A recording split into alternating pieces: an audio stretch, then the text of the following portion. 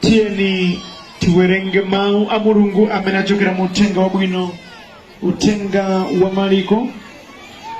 Maliko chapter number 4 ndime ya 35 pana ndime ya 41. Ndidzawerenganso mchichewa cha makono mawu otsogora kuti Yesu aletsana mondwe. Verse 35. Tsiku limenelo atafika madzulo anawuza ophunzira wake kuti tiyeni tiwolekere tsidya lina. Atasiya gulu la anthu mbuyo, anamutenga iye napita nawo monga momwe anali m'bwatolo. Panalinso mabwato ena pamodzi ndi iye. Mphepo ya mkuntho inabuka ndipo mafunde anawomba bwatolo kotero kuti linali pafupi kumira. Pa nthawi imene Yesu anali akugona atatsamira phiro kumbuyo kwa bwato, ophunzira anamudzutsa nati kwa iye, aphunzitsi, kodi simuli kusamalira kuti timira? Yesu anauka nadzudzula mphepo nati kwa mafunde, chete, khala bata. Pamenepo mphepo inaleka ndipo kunachita bata. Iye anati kwa ophunzira wake, muli amantha chifukwa chiyani? Kodi mukanalibe chikhulupiriro? Foto lomaliza, iwo anachita mantha nafunsana wina ndi mnzake kuti, uyu ndani ngakhale mphepo ndi nyanja zimvera iye? Mulungu wabwino ndi wamkulu, amene amadziwa kudalitsa, adalitse kuwerengedwa kwa mawu ake. Ndipo odala munthuyo wakumva mawu a Mulungu ndi kuwasunga ndi kuwachita. Amen.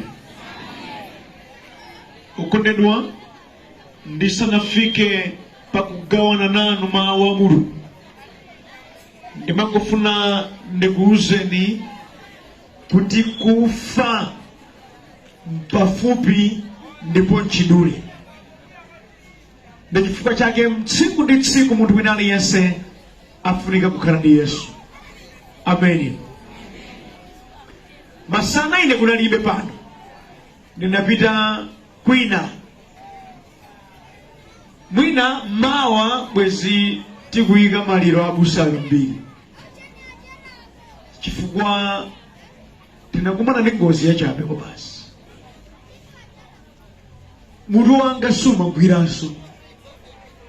Atandifunsa kuti chachitika nchiyani kuti tikapeze kuti tili kumbuyo kwa galimoto ina inokaniko yakula moyo odabwereramo pamene mauza akuluakulu oluma kufa ndi chidule koma ndali wosangalala koma dala nkadafa bwezi wanu ucheza na ngero bwezi mwana ufusa kwa Gabiri yenu kuda wachizimatani apa zimatani ndani mali muwafusa ne baulu kodi mudali mwanjirika maliro enuyo mukozo sangalala atafusa nayo mudali mwanjirika maliro mukozo kodo ine ngati manga mulika chimwe nditu mkozo siya wagazi wanga anabanda ukawo ndili nawo zoonadi kwati udabweka mwana kanyowani kadaka siyaso zoonadi koma chondikomera nkhope ya Yesu kadaiona maso ndi maso chifukwa adandipulumutsa. Ameni. Iye okhala ndi Yesu saopa imfa. Paulo adayankhula pamawu akuti kukhala ndi moyo nkwaphindu ndi dzilalikira olontafa zabwinonso chifukwa ondipulumutsa ndikukumana naye. Uthenga wa usiku wa lero utithandizenso kuti tikhoza kukhala opanda mantha ngakhale pa imfa. Haleluya. Tiye tipemphereni. Atate chauta Mulungu wathu maupulumutsa moyo wanga kuti ndikhoza kuyima pano ndikuyankhulabe mawu anu kwa abale angawa. Ndikupemphera mu dzina la mphamvu la Yesu Khristu kuti Mulungu wamakamu muyike chisomo pa lilime langa kuti motero ndikhoza kukwanitsa kupereka chapamtima panu kwa anthuwa. Yehova Mulungu wamakamu sitonse amene Mulungu mukukondwera nafe.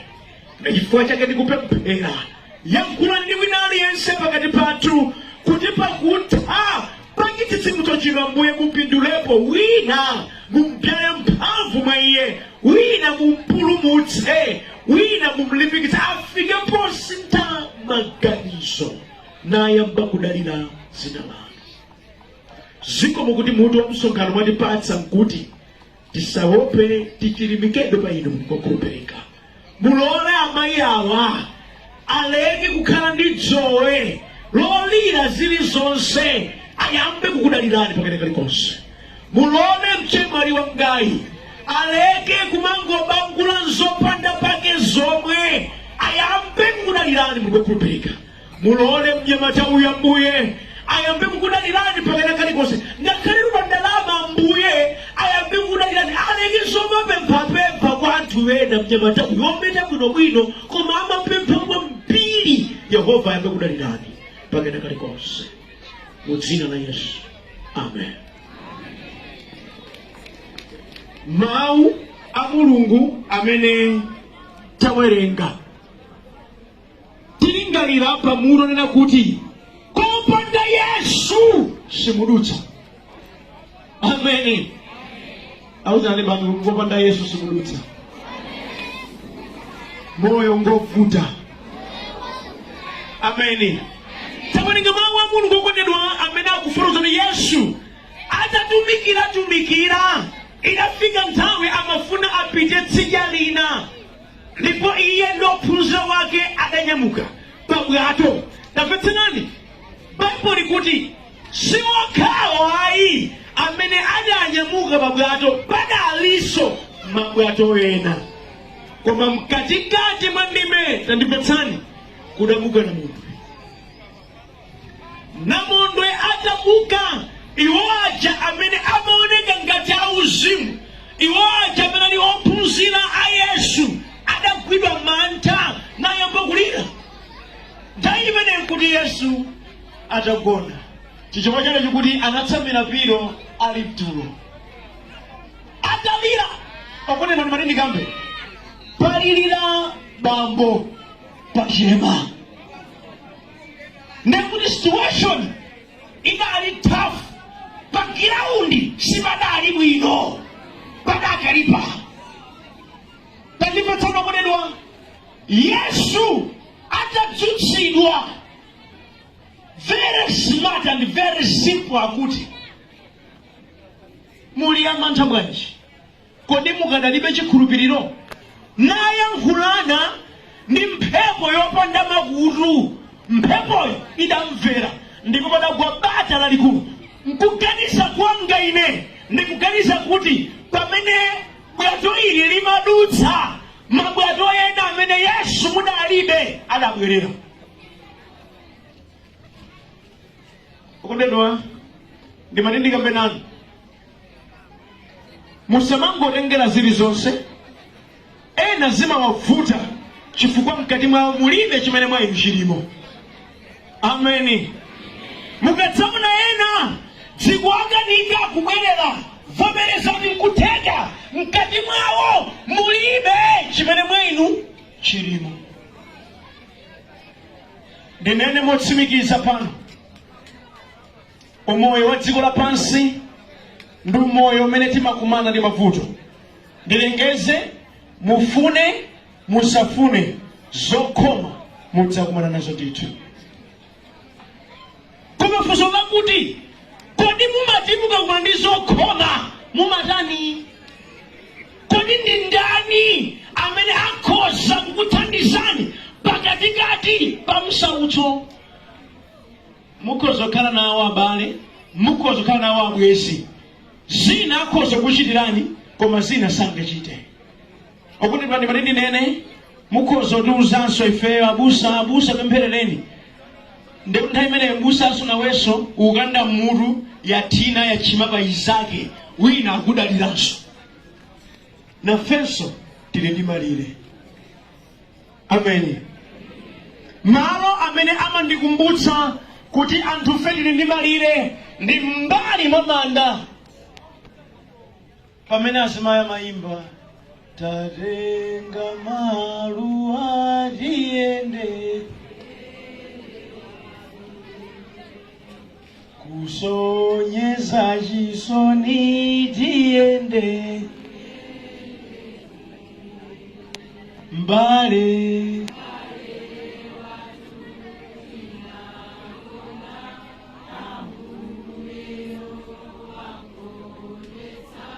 tiyende ena meka pang'ono mumachiti maonera kuti no mbale timankonda koma mbuye warani kodi nikukwesa manja ari kurani kodi kuvomera palibe chimene tikadachita chakuti uyu athandizike. Zilipo nyengo zina balonga ndipatsani zimene aujeni akhoza kuthandizani inuyo muthandizika, koma zilipo zina ngakhale aujeni mukwadaliraja sangathe kukuthandizani. That's why mbali wanga manena kuti nyengo zina unafuna kuima nawe weka. Ameni. Yesu ali pakatikati pa ophunzira adasankha kuti ndione kodi awawa amene amandiyandikirawa amandikhulupirira kuti ngakhale pakati pa msautso ndikhoza kuwathandiza. Testi imene kwa ifeso ilipo. Mukudziwa anthu amene akupititsa patsogolo moyo wa uchimo ndi akhristu ena amene safika pomukhulupirira Yesu moona mtima. Tapatsenani chimavuta ndichi. Number 1, mavuto akapezeka wanthu malo motenga mavuto napatsa Yesu amatsogoza maganizo awo. Ndikhulupirira ine munthawi imene awa adakumana ndi mafunde, adakumana ndi mphepo yolimba, sadathamangire kupita kwa Yesu ayi, adayesa maganizo awo kaye. Zikavuta ndabwere kwa Yesu. Mistake ndili kodi ndimene okondedwa ndipate ndikambe pano ena alipo ndidakumana nawe amene amati akakumana ndi zovuta, akakumana ndi zolimba, amayamba kaye achita maganizo awo, ndi akapeza kuti mayankho sakuwapeza amadzabweranso kwa Yesu ngati kodzayesera. Mukutaya nthawi. Mayankho sapezeka kunja kwa Yesu. Ameni. Tauzane kuti neba mayankho sapezeka kunja kwa Yesu. Ameni. Ngati uli ndi vuto la banja, tamangira kuuza Yesu. Ngati uli ndi vuto la maphunziro, tamangira kuuza Yesu. Ngati uli ndi vuto la ana, tamangira kuza ngati kuti vuto la mtundu wina uliwonse changu chimene ukhale nacho ndichomuuza Yesu pamenepo ndi wakhoza. Koma ena amayamba kaye ayesayesa okha. Ndimati ndikambe mukatsala yoyesayesa mupweteka nazo. Amen. Mupweteka nazo. Number 2, ine ndimati ndivomere kuti zinthu zina zikati zalimba kubwerera kwa wanthu sikulakwayi chifukwa akudzitenga monga mmene iwowo alili. Koma ndimati ndiyankhule ndi iwo okhulupirira Yesu zingalimbe bwanji palibe chimene chidzagonjetsa mphamvu za Yesu. Kulibe. Amen. Kulibe. Ndiye kuti malemba akamati usaope ndiye kuti zinthuzo ndizoopsa. Ndipo ife tinayenera kuti tiope ndithu potengera umunthu. Koma chifukwa chakuti tili ndi Yesu sitifunika tiope. Amen. Tili ndi chifukwa ife chosachitira mantha. Tili ndi Yesu wamayako. Malemba amene anenetsa akuti ali mwa ife ndi wamkulu kuposa amene ali kuyani kodi ali mdziko. Ndibwere ku gawo lachitatu loseketsa ndi iyi. Amalira awatu. Amalira Yesu ali pati kodi? Simundimva. Achina Petro amalira awo Yesu ali pati? Koma yonkubadani? Inu mumalira Yesu ali ku? Tapenyani kuno kaya. Mumasisima Yesu ali kuti? Ineyo bado wanga. Yesu ali pati kodi?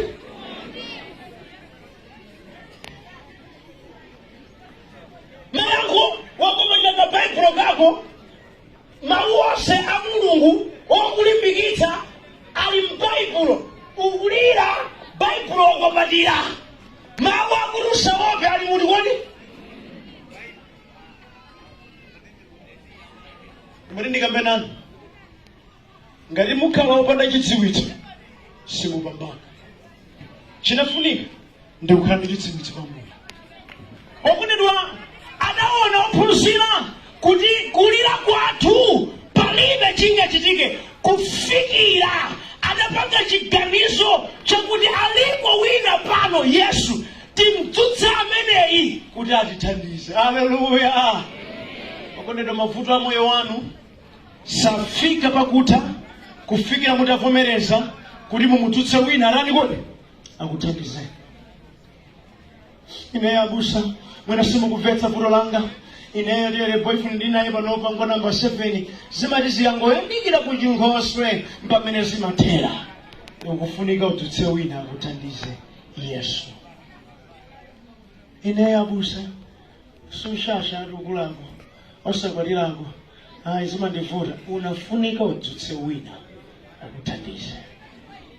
Mukudziwa chani? Mukamati imbira mchati chimuno timafunanso mtakwati wako. Ife ngerasibusa timangepo kwati wanu. Timafunanso mudakhala pabanja. Timafuna simanezi. Timakufunirani zabwino moyo mwanu zidzikuyenderani. Amen.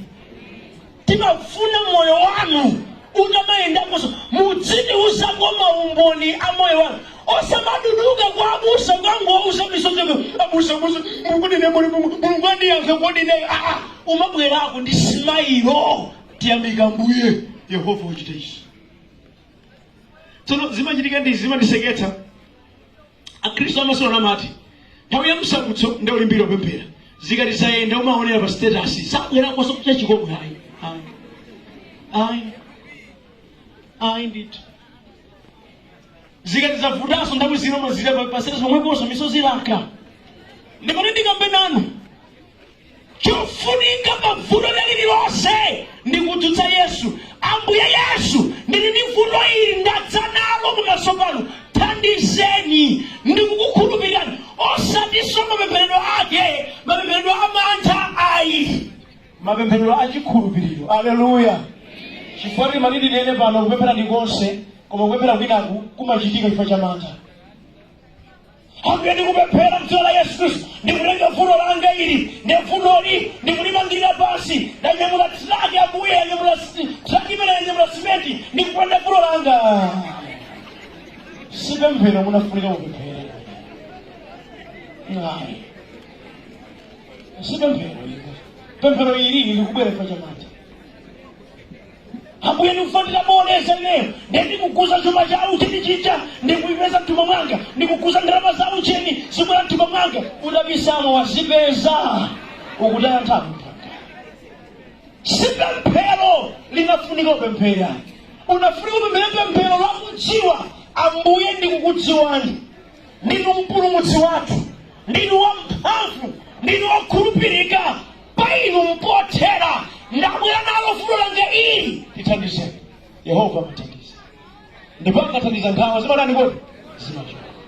Haleluya. Abusa simukundimvetsa. Vulo langa ine ndamunanga. Zijama gambanje ovuyale mazija. Zakuti amuna zibambo ena alipo amene safu kuti njani amanti kukwatira kuchilangati sasagawa uko mwana popi weniwe namuna wakaendi umvetsetsa. Takula ni pasa Ambuye amuna ngawa ali chiwanda cha popi cha gadu cha chisika amenewa. Ndikwapempherera kuti Mulungu muchite nawo. Munandipatsa ndinu athandizeni amasuleni. Azibambora makula mtima kwa ifeyo. Koma kwa Mulungu sangalani kodi? Sizofunika sokwajetsa mchino buluzi ayi. Mlengeni mbuluzi akale aziwa ya waya manyumbani. Monga mene mungana mulengera. Osa majidani wambala mchira buluzi ayiso. Tino enaso madula mchira buluzi yo bacha ya mukati manga majani. Zika kwile zono. Sisingateka. Kwela kanisoni kwa Yesu. Pena Yesu akunena akuti idzani kuno kwa ine nosenu akulema ndi kuthodwa ndipo ine ndidzakumitsani. Yesu akupanga challenge palibe vuto limenikoza kumulanga Yesu. Ukamukhulupirira ndizotheka. Amen. Nthawi zina anthu timaona ngati kuti popeza vuto lilidakanika ucheni Yesu solikoza kumuvuta ayi. Tandimvani pamene ndikupita kumapeto. Yesu adadzutsidwa adayankhula ndi mphepo ndi nyanja zimene zilibe makutu, zimene zilibe bongo, zilibe mutu, koma akazilankhula zidamumvera. Amen. Ndekuti bwanji vuto lanu. Nthawi zinatu mphamvu za Ambuye zimakhala ngati kusaganiza. Mphamvu za Ambuye zimakhala ngati kuzelezeka. Chifukwa chidali ngati choseketsa kuti Yesu wayimirira ndi akuyankhula mawu kuti mphepo nyanja khala chete. Mphepo isadaleke mudakhala kuti mudalipo ndi mukumva kuti wina anene kuti mphepo ni nyanja khala chete. Mukanati amene muloka kugwira ayi. Koma ndakutani pokhala iye mwini wa chilengedwe chonse ali ndi mphamvu yakuyankhula zina zimene munthu odala chifine sangathe kuyankhula. Mukudziwa chani? Mukhoza kudalira munthu amene sangathe. Koma mukadalira Yesu ndizotheka. Amen. Mukadalira mkono wanyama mukhoza kukhumudwa. Koma tapetserani Yesu akayankhula zimatheka. Ine ndimati anthu munupena osa ndinunso andali machitidwani. Mumatamanda zipani zanu nthawi zina ndikumachula mtsogoleri wa ndale kumati iye amati akayankhula zinthu zimachitika. Mwina kutheka zimachitikadi poti mawu akewo amatha kuwachita. Kuli bwanji nanga Mulungu wokulengani nchani chingamulake. Tapetserani Yesu atapanga zimenezi Bible ikuti ngakhale ophunzira a Yesuwa adayamba kufunsana nkumati kodi amene ndi ndani kuti mphepo ndi nyanja zikumumvera. Funso langa kwa inu adakayankha funso la nani ndani?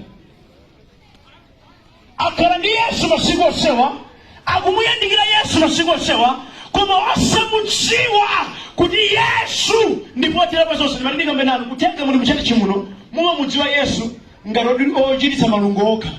Zoti kansa akuzochititsa simudziwa. Mukumudziwa Yesu ngati ongopereka sima zakuti Yesu akhoza kusamalani simudziwa. Mukumudziwa Yesu ngati ongokupangitsa ndi mudziyimba mudzipemphera zakuti Yesu akhoza kuthandiza vuto lililonse simukudziwa. Chimenechi ndi chimene chikubala mantha moyo mwanu. mukamudziwa Yesu ngati zonse muzonse mudzakhala opandamata. Ameni. Tauzani muli neighbor, mudziwe Yesu ngati zonse muzonse. Ameni. Palibe vuto limene limatilika kwa Yesu limakulaso mtima kulibe. Ndimangirire zijama kama mbale wanga chovuya lema. Nkuteka atu hapa mdalo wakale mgonga la uchimo. Nkuteka atu hapa mulikale mavuta zaoneni. Bwanji timuuse Yesu atetse mavuta amenewa. Nkuteka mwakala muchechi tabu ya itati koma mukuweka mavuto. Mwina nkuteka mwakala mukubembelero kwa mbili mpaka na pamudu chitika dazi. Chiwani simpamvu singondo ndi mzimu wa Ambuye anga kutambise.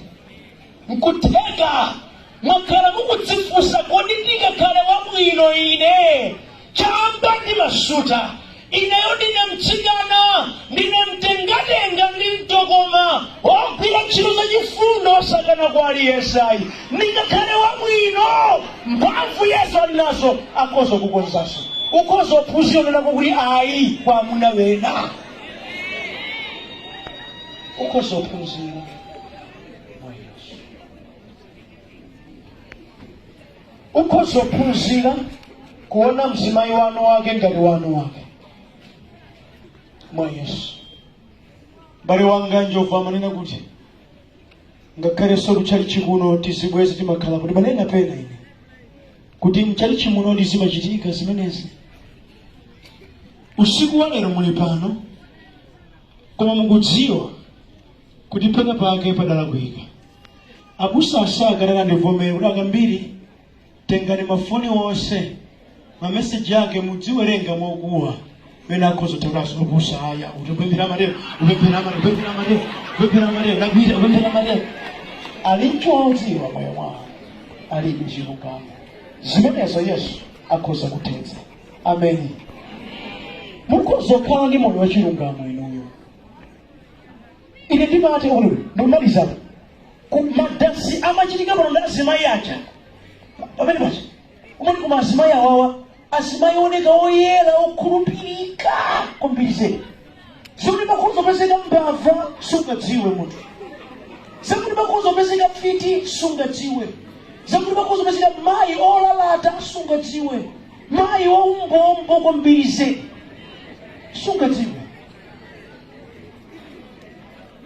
Kuti mudzakhala muzimenezi panali mphamvu Yesu ali nazo mukhoza okhala munthu wabwino. Mukozo kala munthu wabwino. Ena mulipo mazuza apongozi anu pakopano safika po. Amanda bereka amuna wanu safika. Sakondwera pakopano. Yenda amuna anu ajali penyani kunoga mwanga na umbaka. Wamuna anu aja madaka dona mvera amena aja amafutika na musali masewera. Mai mungu nyoza uje ngabada samana mkula minuchi. Okona nzipata. Nkuzije mariga riyambe gulira. Mayo sagona lero lino muli mtauni muli pe tigaje mana ugo kugena ningamu yoni mpamvu Yesu alinazo akoza kukumasulani. Ameni.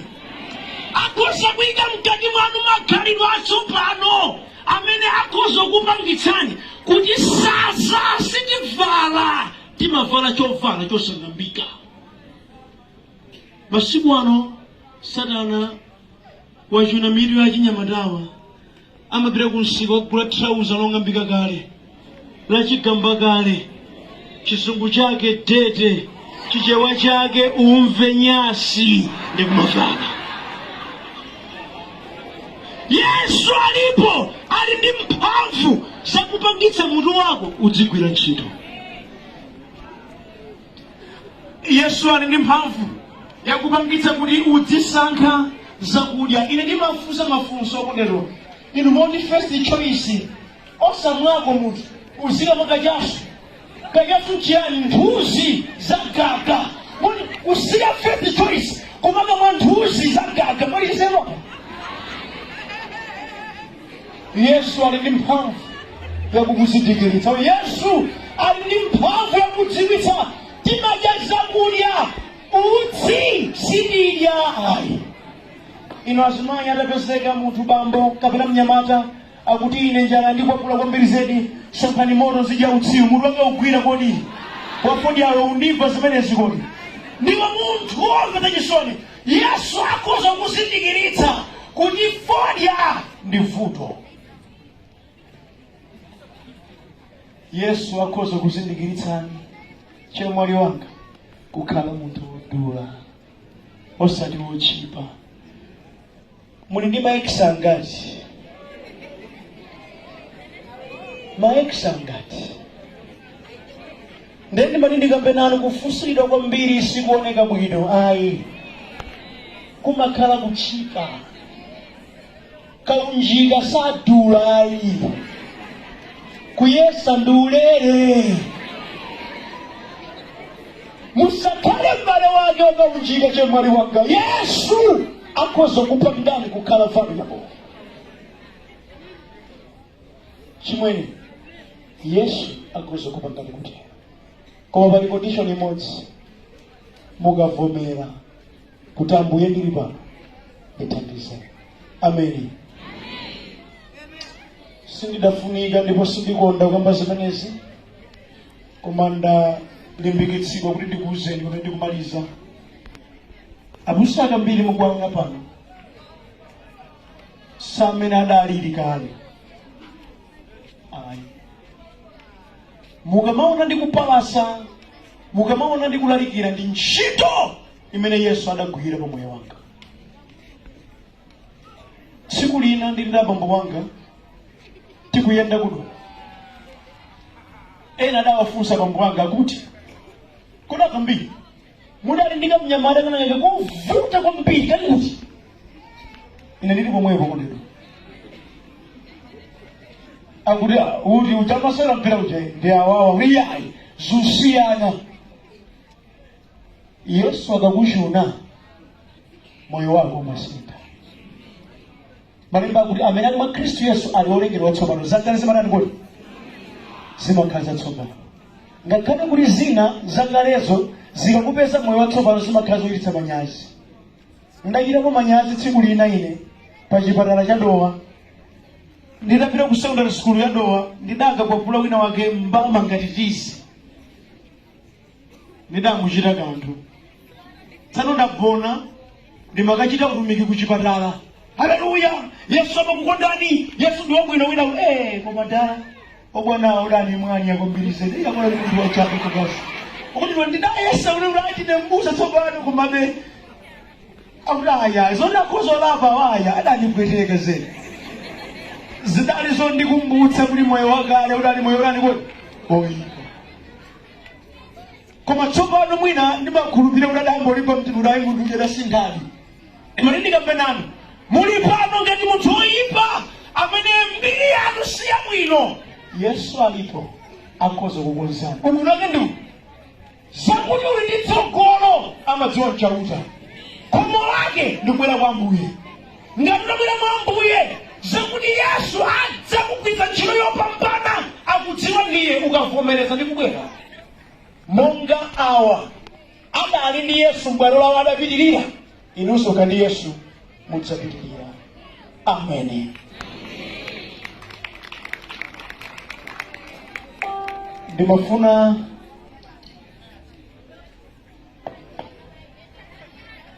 tichite zinthu ziwiri usiku wa lero. Tipempherera wanthu. Komanso iwo amene akumufuna Yesu amene tapatse mpata amuyambira. Tere mpingo wa Ambuye amene tikhoza kuti muyimirire tiyimirire. Kuti mungochoka kumene muli mubwere kutsogolo kuno. Kuti tipemphereranu limodzi ndi kuti Yesu amene akhale mu mtima mwanu adzikuthandizani ife kulibe. Popeza ife timapezeka malo amodzi nthawi imodzi, koma Yesu adzayenda nanu penapaliponse. Ngati mungafune kuti ine ndapeza wosintha moyo ndikumufuna, wochiza nthenda ndikumufuna, woyambitsa kwatsopano ndikumufuna, bwerani musachite manyazi. inenso ndapanga chigezo chomwe masiku ambiri apitawo wosadziwa tsiku la lero ndidzagwira microphone kumalalikira za Yesu Khristu. Amene mukumfuna Yesu amene bwerani, ndi wabwino amathandiza. Amene mukufuna mupite patsogolo ndi Yesu amene bwerani muona mtima, bwerani muona mtima, ndi Yesu wabwino. Kuvina, kukhala, kuchita zonse